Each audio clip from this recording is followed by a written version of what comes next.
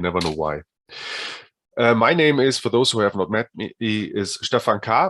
I'm a Senior Knowledge Exchange and Research Fellow at EPRC here in Glasgow at the University of Strathclyde. And in normal circumstances, which now haven't been normal for almost 2 years, these seminars would be face-to-face here in Glasgow. And we hope we can do this again in the future. But having these virtual allows us well, to welcome you from all over the world to these webinars, and also we can continue this virtual element to the seminars in the future.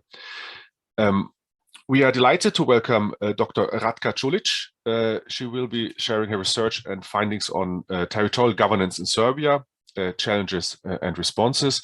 We will have a presentation for roughly 30 minutes, and then we will have some time for this question, comments, discussion. You're all now probably Zoom professionals, but if you want to make an intervention, please use the Zoom raise a hand function, or just put your questions into the chat, or if it's all quiet, please just unmute yourself and speak. After the presentation, we will then address any questions put into the comments. Before introducing our speaker, I would like to tell you that we're going to record this meeting, and then we will share this on our YouTube channel. And then you and your colleagues have the opportunity to look at the recording at a later stage. We would also like to encourage you to use Twitter and share your thoughts and spread the word about the research that you've heard about and about our seminar series. I'm pleased to welcome Ratka. First of all, I have to say I've been working with Ratka now since April, but we have never met, which is what the pandemic probably has its typical effect. She wears many hats, so to say. She is currently an assistant professor at the Faculty of Architecture of the University of Belgrade, works on sustainable and integrated territorial development, citizen participation, stakeholder involvement. She has been a national expert and project manager for a variety of international projects in the context of UN Habitat, the German GIZ, the United Nations Operational Project Service, a series of projects, European Progress, EUPRO, and now EUPRO Plus. I think she's also been working at the ministry in Serbia for many years. And I think this gives a nice mix of experiences. So this triangle between academia, policy making in the ministry, and consultancy project implementation in international context. So without anything else now, I would like to give the floor to Ratka, please. I think you should be able to share your slides. And you're still muted. Maybe I need to unmute yourself. Maybe I need to unmute you because I'm the host. No, it's okay. Is it okay now? Yes, great. Thank you very much, Stefan, for a nice introduction. Let me share my presentation.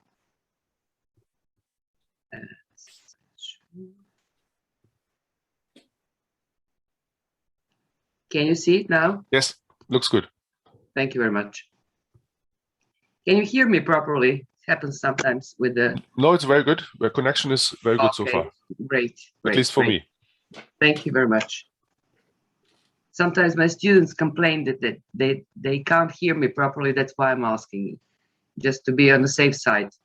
Thank you very much for this kind opportunity to present some initial steps and things that we did in Serbia in several years before. It is a nice also opportunity to speak with Stefan and colleagues on the issues which are rather relevant for our local context. I will present you some things that we did in a previous period from 2005 till nowadays. It's related to integrated and sustainable urban development in Serbia. When we speak about territorial governance, we think about it as a means of achieving integrated urban development. And such an issue found its role throughout existing regimes, no matter if we are talking about developing countries or transitional country as Serbia is. But it should be noted that Serbia is still taking pioneering steps in the field of territorial governance. Regarding the territorial division and division of government, Serbia has national, provincial, and local level of government.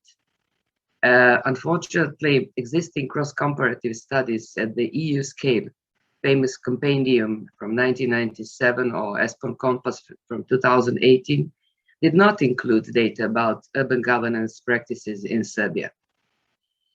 We are dealing with contemporary challenges, such as EU integration process, regulatory framework changes from 2000 on, immediately and very often, national policies development, institutional framework changes, needed capacities, and of course, COVID pandemic. But besides these, what I used to say, external challenges, we are also dealing with the urban development with Serbia, which is taking place against the backdrop of the socioeconomic and demographic challenges relating to transition process after the disintegration of the former Yugoslavia, isolation following the wars in 90s, and on the top of the negative natural population growth, high unemployment, and large regional disparities.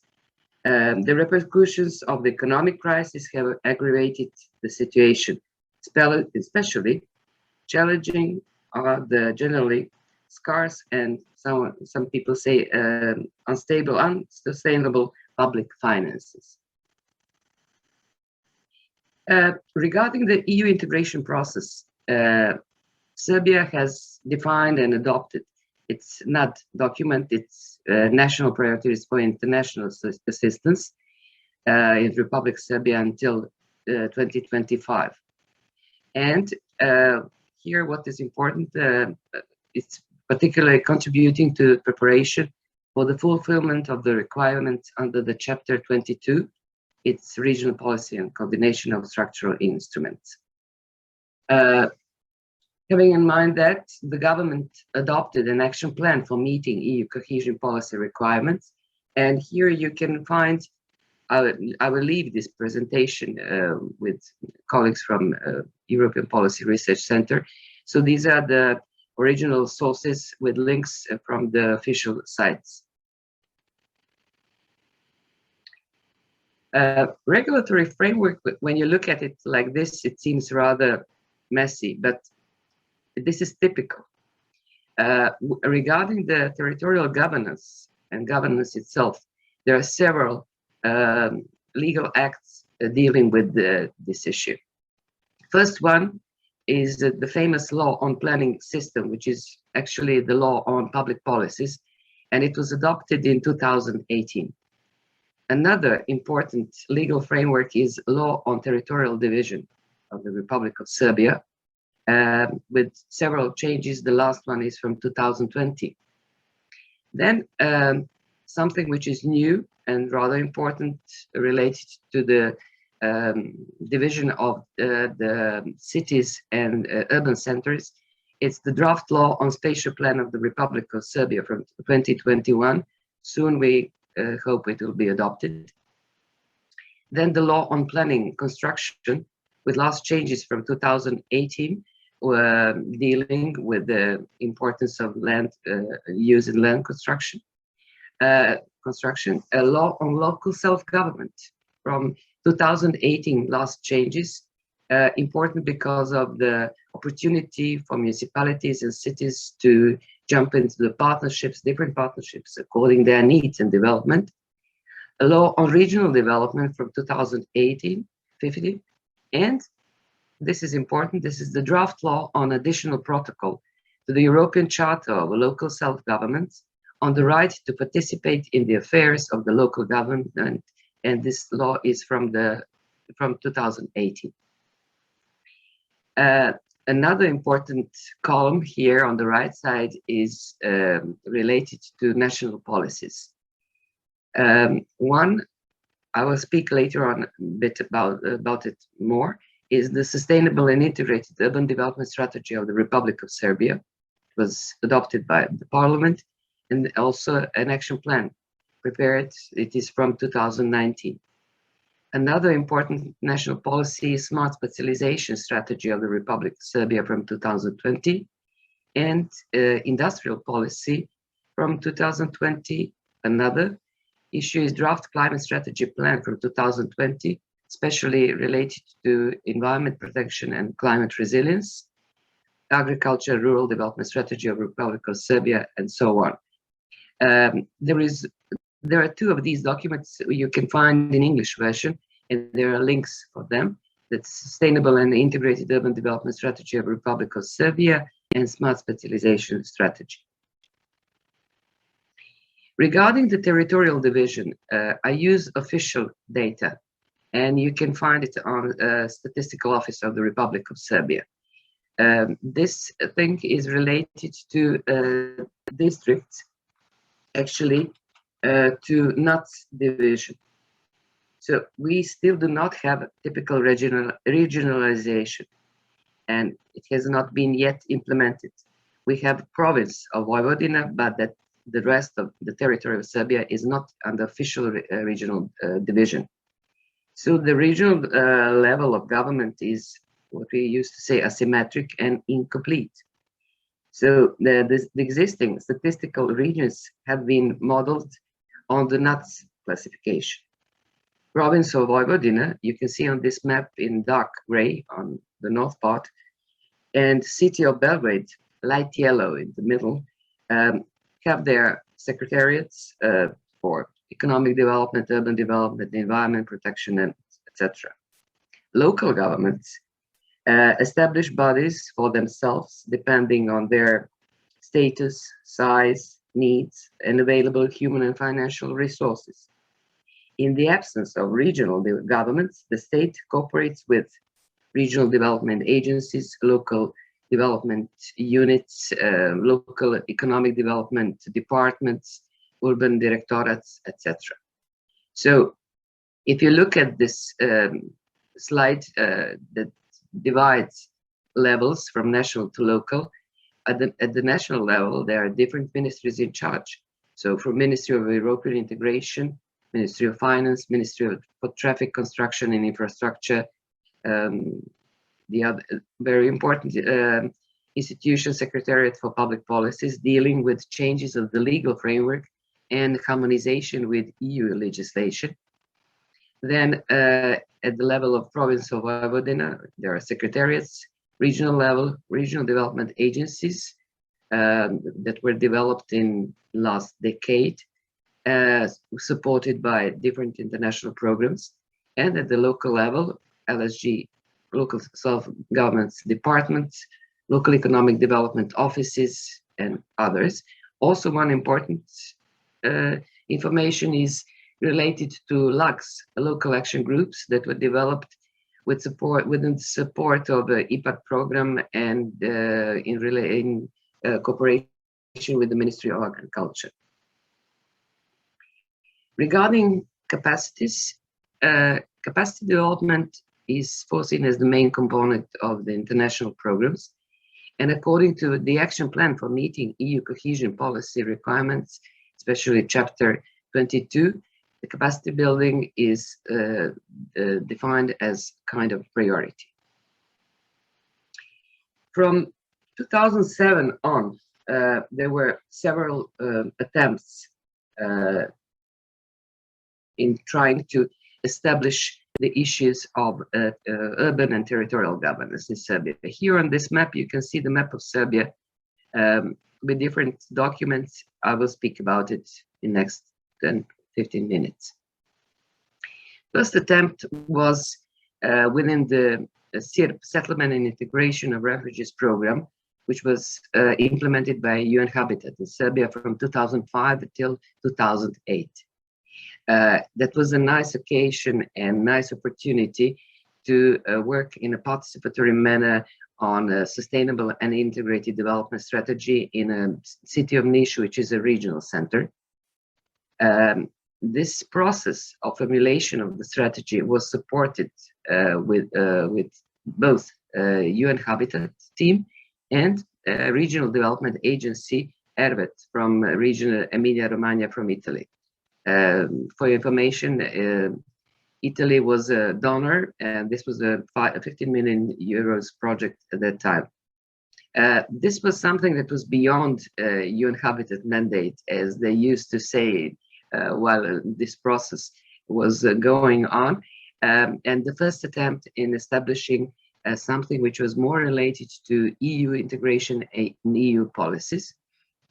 Here you can see some of the pictures from that process with workshops with local partners, different stakeholders. One of the things I like to show is the issue of the round table with students' parliament in city of Niš. University of Niš has 10 faculties, and they were discussing the issue of future development and the vision of the city. Also, different methods tested for the purpose of visioning exercise and developing the objectives. And for the first time, we did the kind of evaluation of capacity development. There were around 30 participants who participated through the whole process, and we came up with some conclusions about the possibility for capacity development while working in a participatory manner. All of this data you can find in these sources, and on the last slide, you will find the references I used in this presentation. Another attempt was from 2010, and it was at the very beginning small, but later on became a bigger project. It was implemented by GIZ, Consortium Ambero and Icon, private companies from Germany. The project was called the Land Management in Serbia, and it started in the first phase in 2010, and fortunately it followed second and third phase and finished at the end of 2018. The issue was testing of instruments for land management for market-oriented planning, and one of the instruments tested in this period was an integrated and sustainable urban development strategy for inner cities, of 3 cities in Serbia. These are so-called medium-sized cities. The first one is city of Kragujevac, you can see on the pictures. And this strategy was adopted in 2012. Another one is city of Užice. This one was adopted by local parliament in 2013. And the third one is the strategy from the city of Kraljevo, which was adopted in 2014. So the area of intervention of these strategies is inner city area. We were not dealing with the overall territory of the municipality or another type of the territories. Part of the process, and which was again done in a strong participatory manner, you can see here through these pictures, working group meetings in Kraljevo, a survey with citizens. In case of Kragujevac, we managed to organize survey with around 1,000 citizens. This is a picture from Kraljevo. Experts roundtables for the purpose of defining of needs after the SWOT analysis, workshops with local stakeholders, also design workshops, case Užice. Another thing, we also worked with children from elementary schools, and we used the drawing competitions and gathering ideas to boost atmosphere and to get others more excited about the vision of their city. Exhausting World Cafe in Užice and other cities, but this is a picture from Užice for the purpose of clarifying objectives and packages of measures, or visioning exercise in the theater of Užice. Citizen forum in Kraljevo regarding the clarification of project proposals, and some of examples of the panels that we used to show. exhibitions at the end showing the whole process. Example of in an area and packages of measures for specific project proposals. And at the end, we also did a kind of evaluation, how local participants, those who were involved in these processes, planners who participated, how do they see all this? This is an extract from one of the interviews from the planner from Užice. It shows not only capacity development, but shows also discontinuity, political discontinuity of the local context. Soon after the elaboration of the strategy, we had elections in Užice, and the whole team working on the strategy was replaced. Nevertheless, we were successful in convincing the political leaders of adopting the strategy. But it is difficult to keep the same pace and consistency when we have to face repeated political changes. We need to say that during the info sessions that we did together with the team from UNOPS in October and November this year, this planner who gave this statement, she was so eager to continue working on this and speaking about the projects that they developed during this strategy formulation. What was one of the results of such approach? There was a guide on participation in development planning and change of the legal framework. Actually, we managed to incorporate 2 levels participation in traditional urban planning procedures. That was period 2014. Another step in 2017, we started preparatory activities on formulation of the national urban policy. And in 2018, the government adopted the resolution to start it. This document was adopted by the government in 2019. So here you can see the structure of the document. I will not read it, of course, but I just want to stress your attention on some specific issues here, which are related to harmonization with EU and international policies.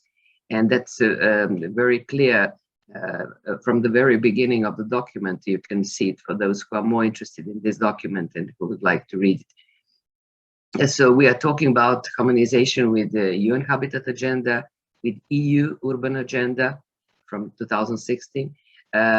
We are talking also about the Leipzig Charter from 2007 that was part of the harmonization through all these documents. At that time, we didn't have a new Leipzig Charter from 2020, but also about EU cohesion policy, which is more clear its influence in the strategic axis and packages of measures, but I can show it later on. What is specific for this strategy is also definition of priority areas of intervention in urban settlements. These are 6, and I will explain it to you. And something which is for the first time developed and managed in such kind of process, that's an issue of talking and explaining and getting a better understanding and knowledge about potential sources of financing of urban development. So it's actually point 7.3, financing sources at national and urban development, and discussion about the National Urban Development Fund. We managed to discuss it during the participatory events, but at the end, the Ministry of Finance was not supportive and said that that has to wait a bit. Anyhow, I will show you some other sources at the national level.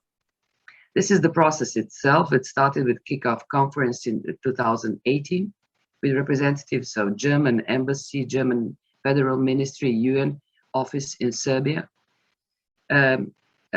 Participatory events, thematic expert roundtables, steering committee meetings with the representatives of all the 22 ministries and other national institutions and representatives of the local municipalities, workshops on different issues from environment, climate resilience, infrastructure, economic development, urban development, social well-being. So defining of packages of measures and priority areas of intervention. So you can see on this slide On the left side, you can see a strategic axis, and on the right part, you can see priority areas of intervention discussed with all partners. Workshops on sources of financing and implementation of strategy. And here we had an even struggle between different opinions of local partners, whether we should focus on action plan or on priority projects, and or discuss it with the indicators. Public discussion at the end, which gained another issue of capacities needed for implementation of the strategy. Here you can see these 6 priority areas of intervention. First are related to brownfield sites and industrial zones. Second is related to illegal construction in Serbia and also degradation of rural areas and urban-rural linkages. The third one is related to inner city development and central urban areas. Fourth is dedicated to areas of cities which have concentration of social problems. So it's related to inclusion and decrease of impoverishment. The fifth is dedicated to areas of the cities which are with problems of environment polluted and climate resilience. And the sixth program is on culture and heritage. Sources of financing were documents of 120 pages, and they are a part of the publication that we managed to finalize at the end of 2018, in the phase when the strategy was in the draft phase. At the end, in Official Gazette, they did not publish it because it was too much, but this is what was gained at that moment. And most of planners found this as the most important thing and new thing that they got. So it's related also to national and regional sources from different ministries and budget lines, banks, European Union funds, but also on international financial instruments and bilateral and multilateral cooperation and donor programs. All of this is present in Serbia. Regarding the strategic axis, first one is dedicated to sustainable economic development, second to the development of urban settlements, third, social well-being, fourth, on environment quality, including climate resilience, and the fifth strategic axis is on urban governance.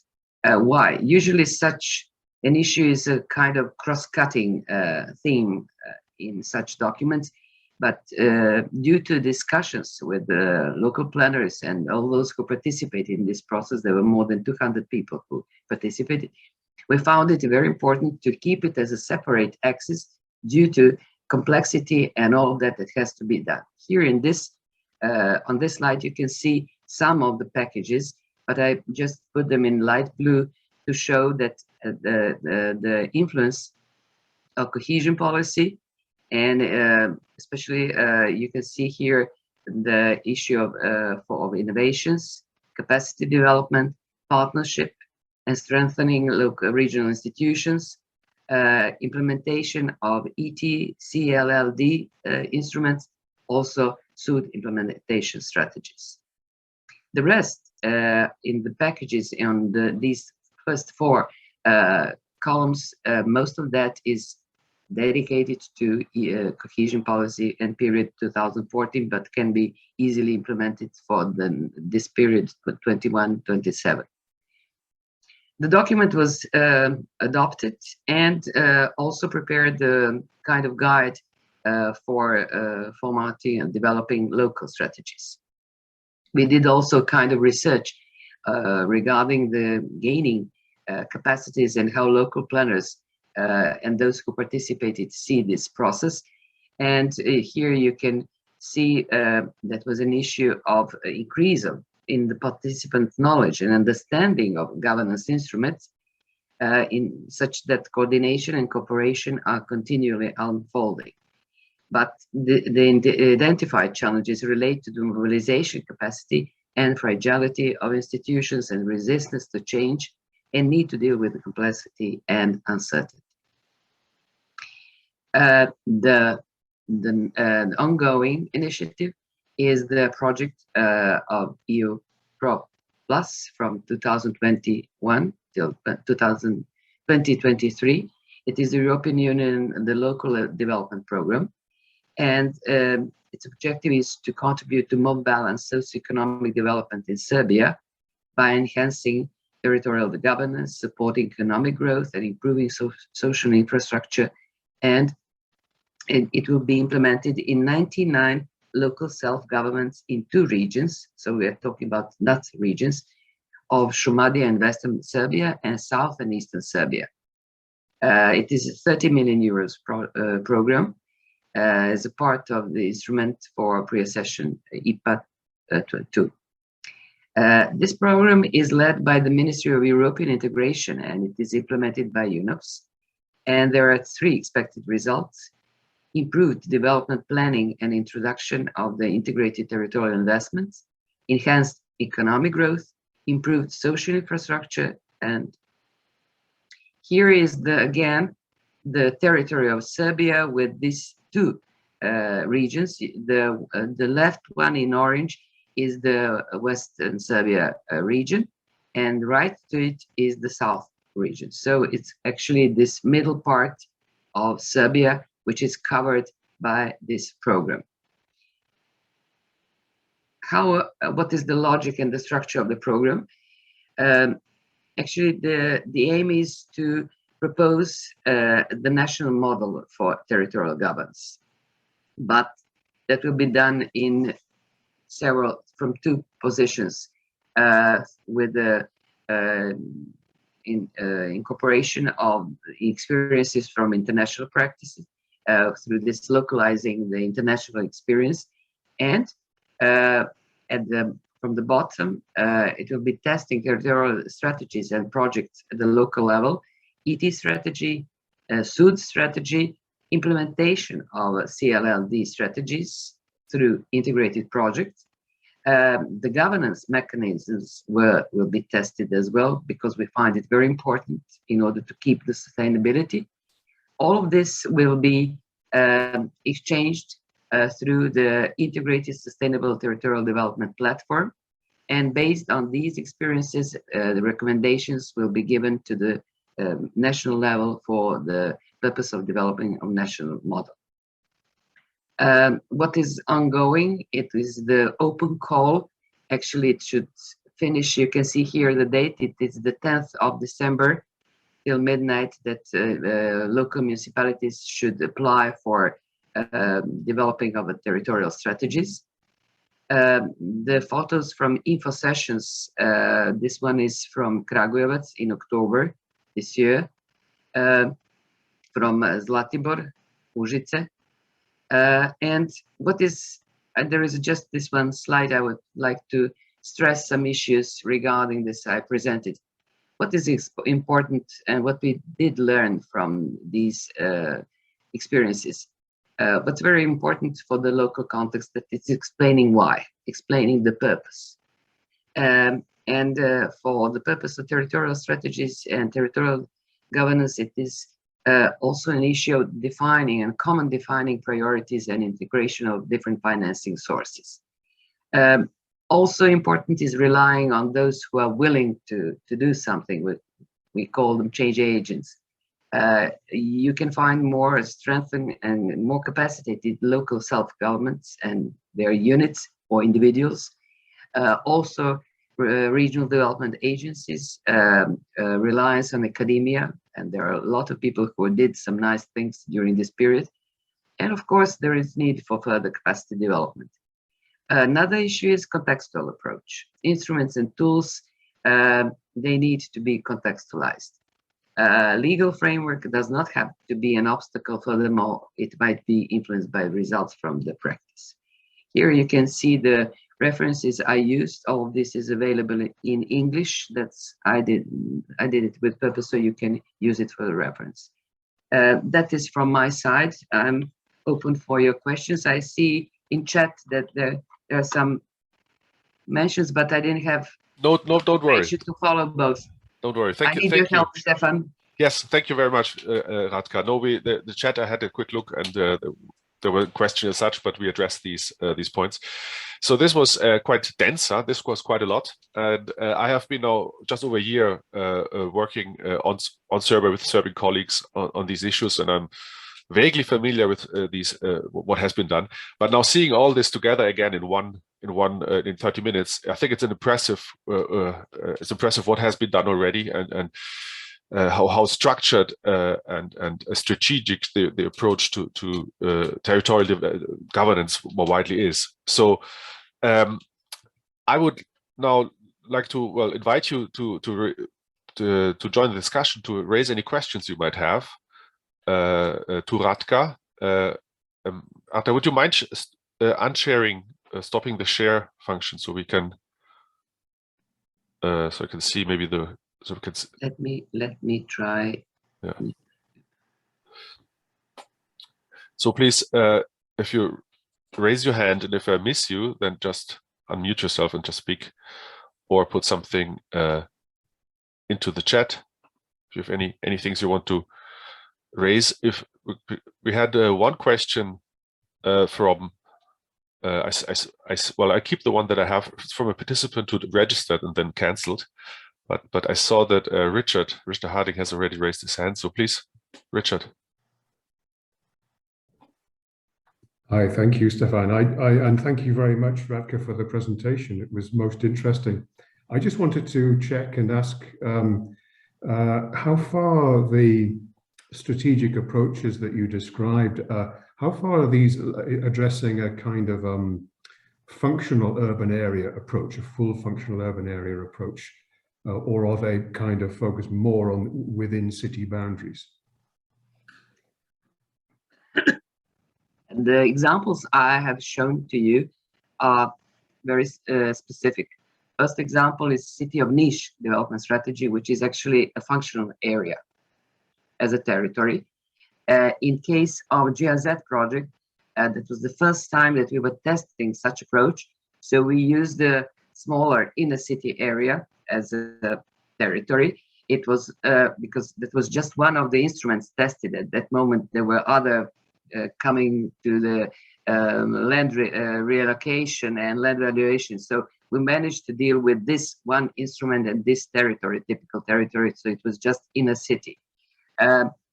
Regarding the territorial area you use in traditional planning, we are familiar with all types of territories.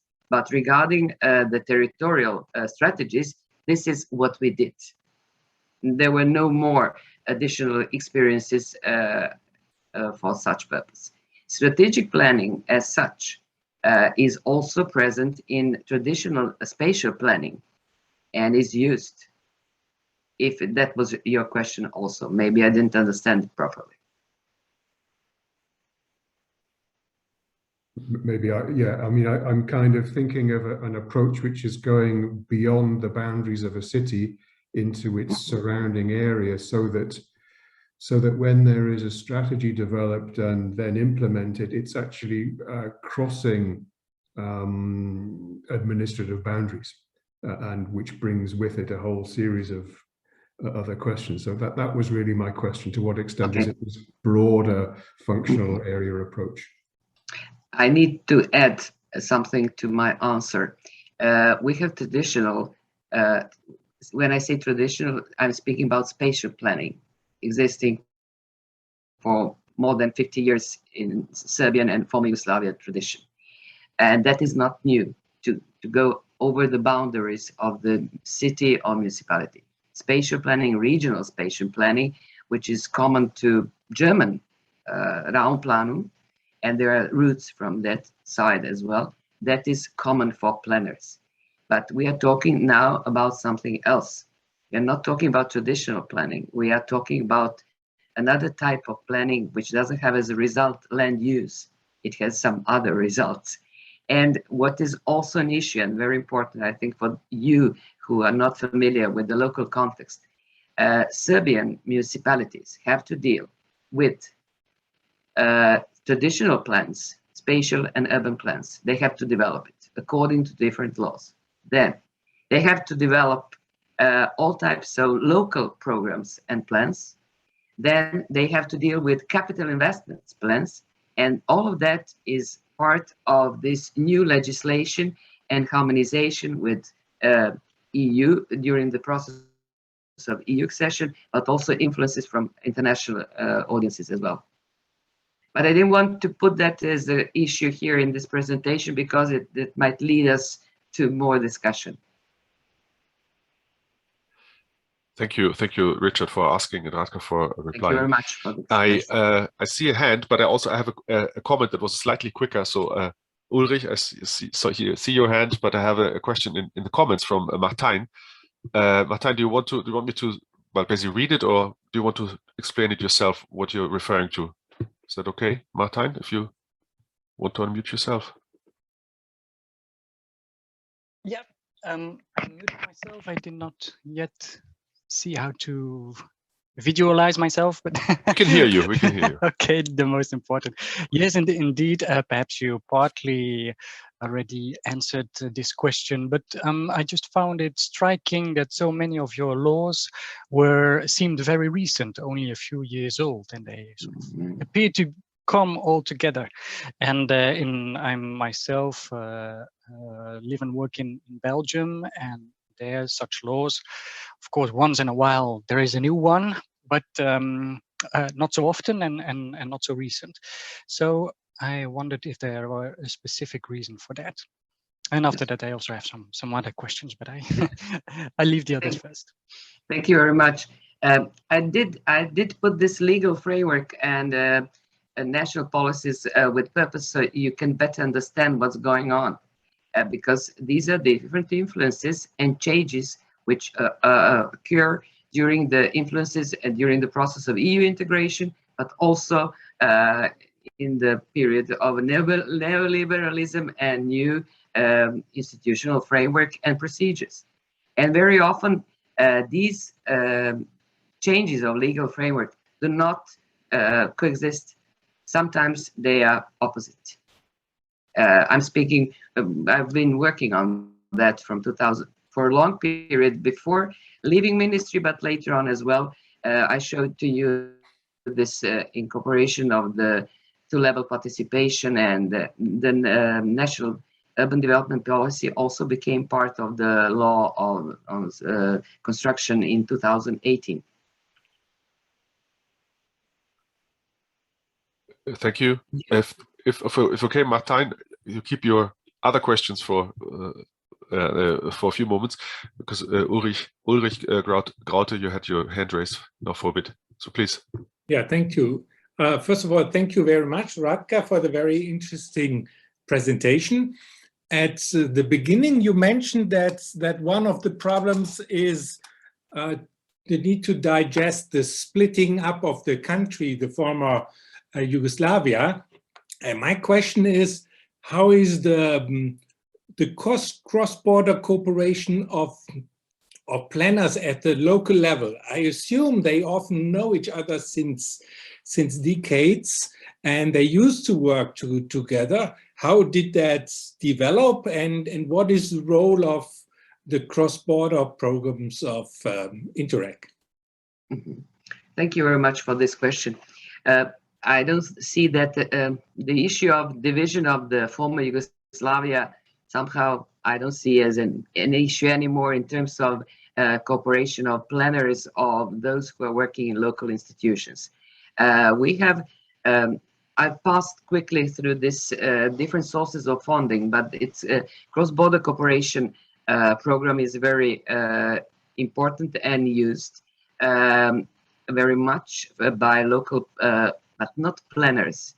Mm-hmm. We have an issue here that planners are mainly excluded from most of these EU-funded programs, and that's here for the first time that EU Pro Plus is trying to put them together.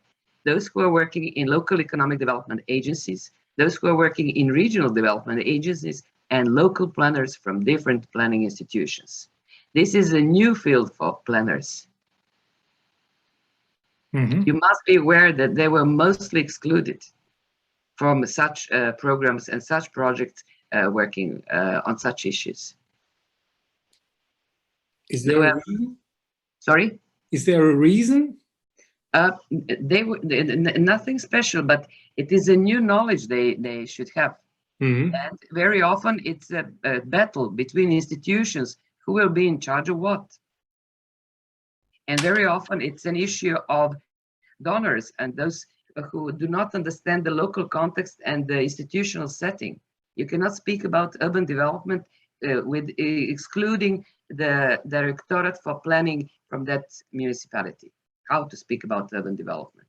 And let's be honest, this is the first time actually that we are talking about clearly about urban development. There was no specific program, there were no specific programs dedicated, international programs dedicated to urban development and planning. We luckily had a chance with UN Habitat. You saw the title of the program. It was Settlement and Integration of Refugees, but we managed to test it for the first time. Later on land management, we managed to test such kind of instruments, and we included local planners in these processes. But this is not a common issue in this country. Thank you. Welcome. Thanks. Yeah, thanks, Ratka. That's these different policy strands or silos that might not work with each other is something, unfortunately, not specific to Serbia at all. Yes, unless someone has a direct one now, then I maybe give the word back to Martijn, because you wanted to ask more things, something else. Martin as well. Martin, you come next, but then I go Martijn. Okay, thanks. Or do you want to follow up? So no, Martin, you go first. Oh, Martin, not Martijn. Yeah, Martin, okay, not Martijn this time. Great, thanks, Ratka. It's just a really quick question that kind of picks up on some of the points I've already made.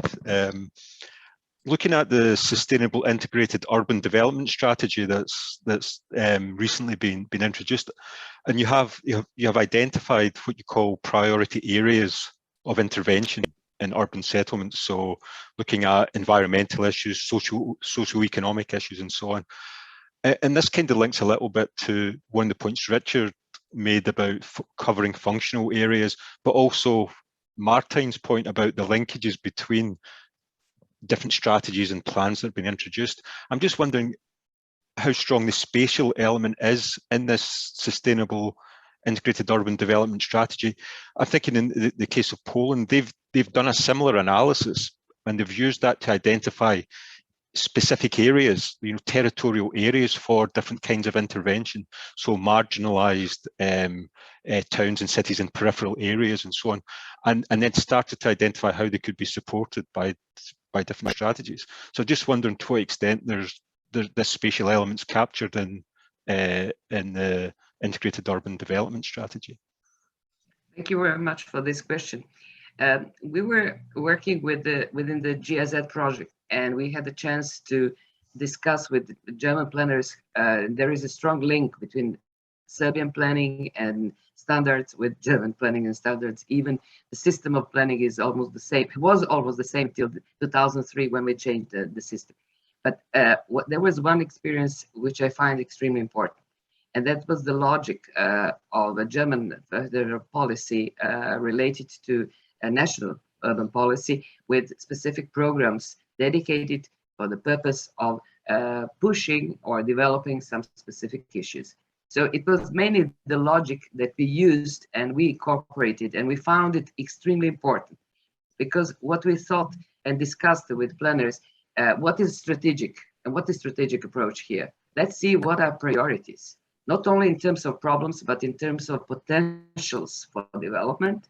And so let's see how to collect and integrate different sources of financing to boost it.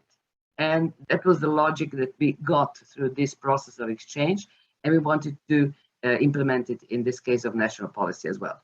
I mentioned in one moment that we had discussion during these workshops about establishing a national urban fund, and that was clear that we need to have a separate budget line, otherwise there is nothing will happen with that. And that was a question. At that moment, the Ministry for Infrastructure, Construction, Infrastructure and Traffic, in charge of the whole process, they tried discussions with the Ministry of Finance, but they could not get it at that moment. But what is also available, and I put it in that slide just to show you, there are always different funds and budget lines from different ministries at the national level. It would be nice that we managed to come up with the National Urban Fund, but that was not possible in that moment. So we use the strategic and we use the spatial dimension to focus attention on priorities and to reallocate the money for these priorities. That was the idea behind. Thank you. Thanks. Welcome. So from Martin to Martijn then again.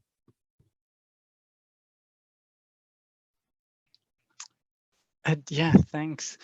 Very interesting, everything that I heard, and of course, also, as you already said, Stefan, I don't think they are necessarily so different than our experience. In my case, in Belgium, where also spatial planners were often not part of cross-border cooperation and Interreg and even EU funding.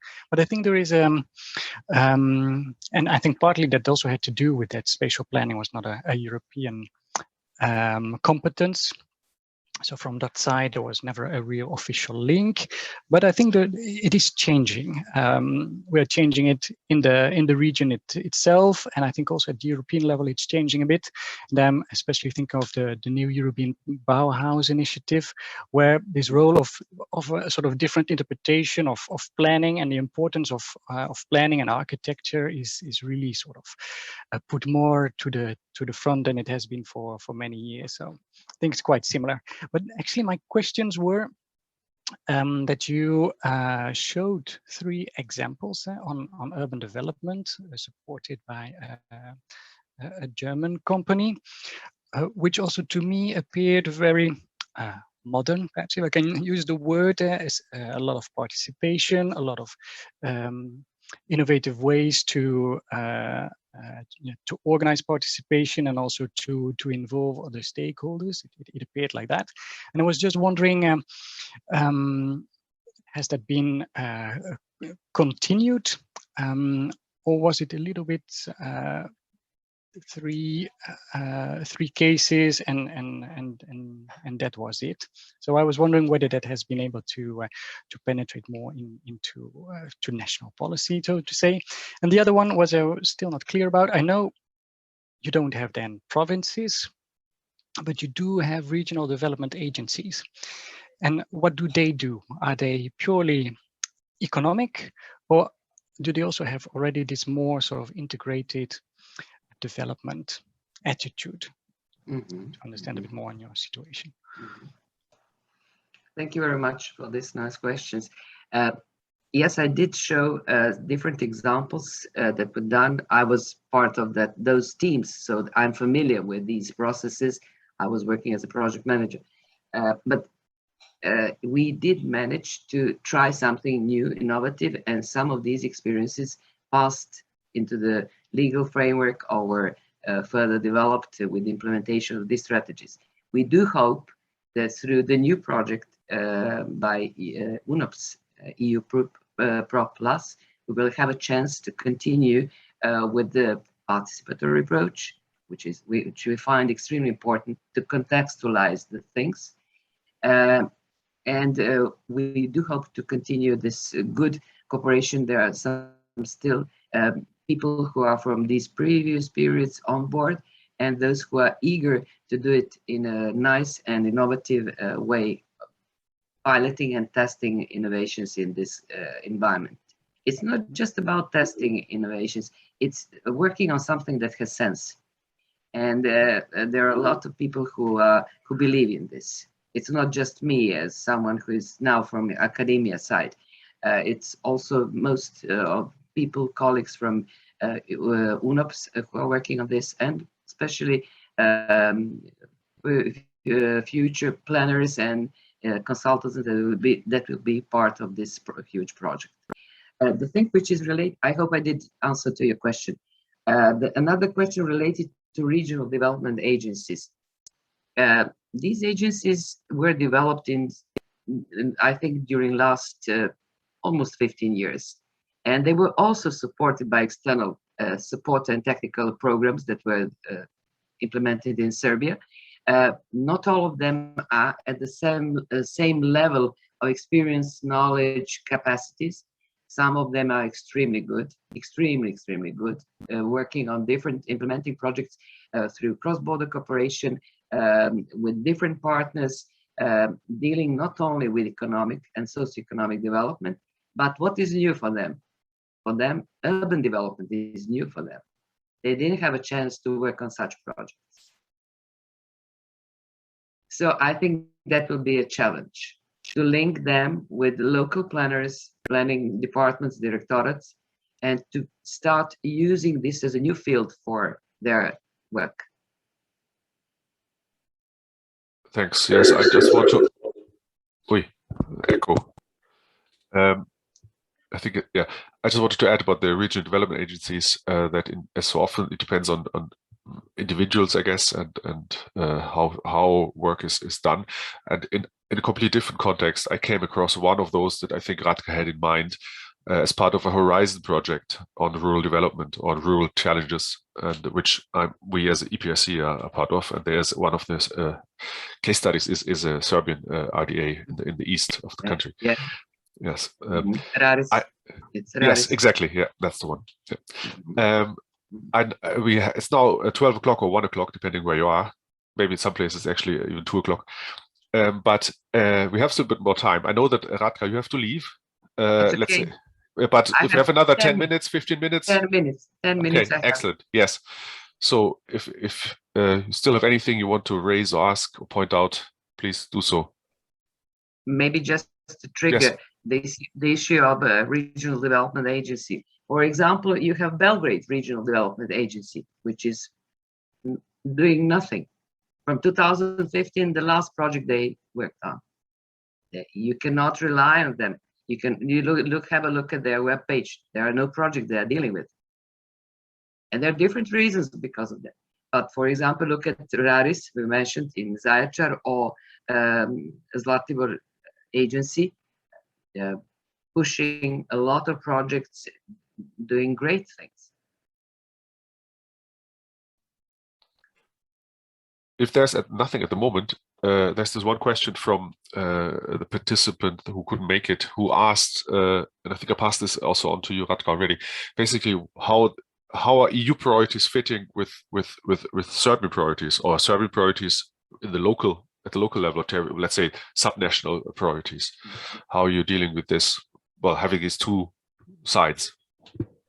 They are very similar, and if you look at the slide where you can see the listed strategic priorities with packages of measures, you can recognize all EU cohesion policy measures somehow incorporated in these packages of measures. It's completely inside. It's not clearly stated at the very beginning, but it came out through this participatory approach that we put some locally specific inputs. For example, you don't have an issue of informal settlements in your countries, but we have, in 2018, we had 2.2 million illegal construction in Serbia. And you're talking about urban development. You need to deal with that issue.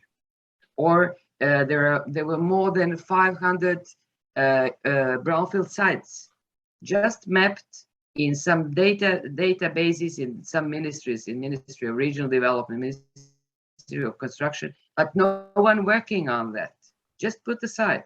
So that was the reason where we had to put specific issues on the table to see how to work on that, to see where are additional potentials or where are huge problems. And for that purpose, we use the issue of priority areas of intervention.